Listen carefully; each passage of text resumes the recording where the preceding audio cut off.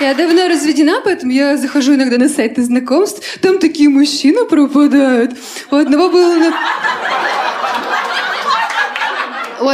написано, у кандидатки будут учитываться уровень красоты, интеллекта, творческие способности, волосы не стриженные, не крашеные, желательно без мужских имен, типа Женя, Саша.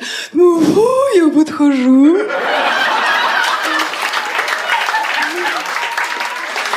Но больше всего мне понравился на сайте «Честный». У него было написано «Скрывать не буду, случаются запои».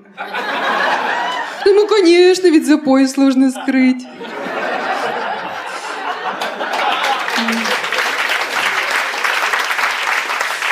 Я ходила на свидание недавно. Мне молодой человек спрашивает, кто ты по знаку зодиака. Я говорю, близнецы. Он говорит, у нас с тобой ничего не получится, потому что я телец. Я думаю, нет, не поэтому.